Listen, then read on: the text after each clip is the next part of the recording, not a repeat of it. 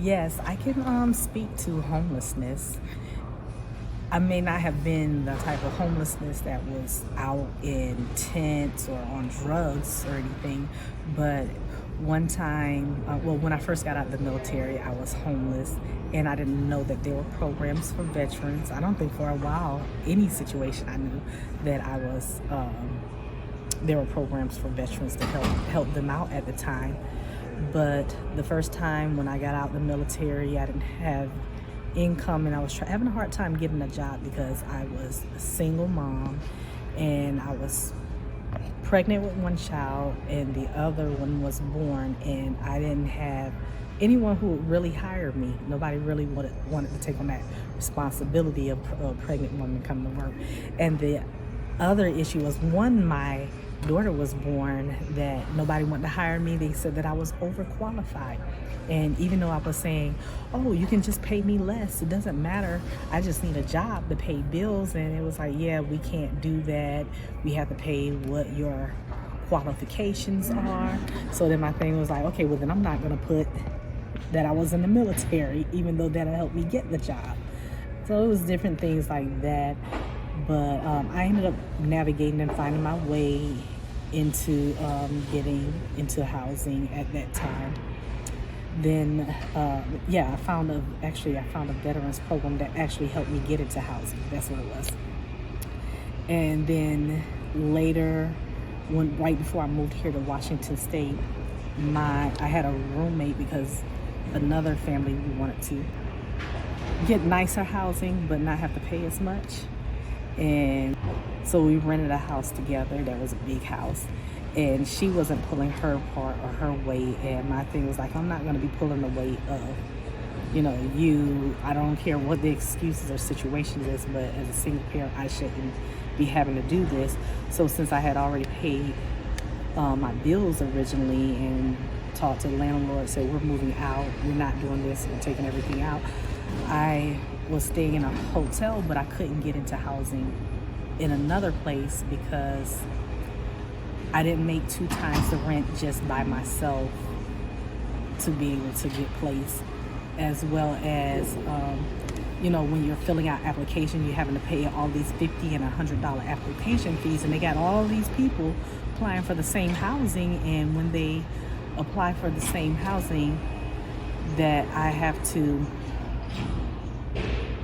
I end up losing that. So that means my deposit, I wouldn't have a deposit. I went to my kids' school and I told them, hey, at that time they weren't, I was homeschooling, but they were allowed to go to public school for certain classes. But I told the lady the situation and that I just don't have a place to stay. What I told her, I said, I have income, I just don't have a place to stay. So we're in a hotel for now. We might have to stay in our car because I don't have enough money to stay there as long. Did they have any programs? And she said, oh, so you're homeless? And I was like, no, I'm not homeless. I have income, just not a place to stay. And she said, that's actually the definition of being homeless. And at that moment, I was like, oh my gosh, I think I've just stereotyped what homeless was, like everyone else, is that it's people strung out on drugs, staying in tents, or you don't even have to be on drugs, but just staying out in tents, sleeping on park benches, and that homelessness actually went deeper than that, and it's a range of a whole spectrum of what homelessness could look like. You don't even have to look homeless to be homeless. And so that's why it's important to me that that is included in my campaign and as governor, that we're fixing the homelessness issue. And when I say fixing, I'm not saying like we're gonna 100% get rid of the whole situation, because you have people who want to stay out there and we can't do anything about that. And there's so many factors to that. But accountability, where's this money going to? We're steady paying more into homelessness, but our situation is growing. If we're paying more, then why is the situation getting worse? Where is it not getting to the programs and to the communities where it should be? Because there needs to be some accountability, and then there needs to be checks and balances of what is being done with the funding. And the people, we need to have some say in that. And as governor, like I say, I'm not running, we're running. We are going to make this work together. So some things that I would do, of course, is release surplus lands. Surplus lands. Instead of we're steady spending millions of moving homelessness, the unhoused from one camp to another, and they're setting up.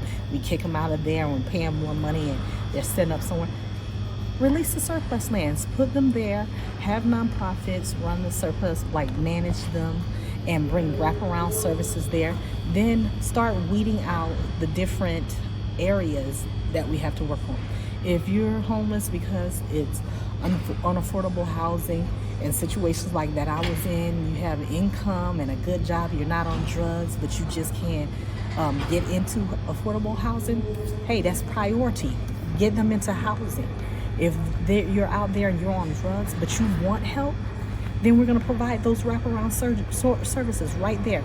And then when you come out, make sure there are services to make sure that you're a functioning member of society, that you're not having to be like, oh, this is hopeless, I might as well go back in. No, we're going to provide those services and make sure that they're there. And for people who just want to be homeless and just be out there, there's a management program for that. So that's what I would be doing when it comes to homelessness.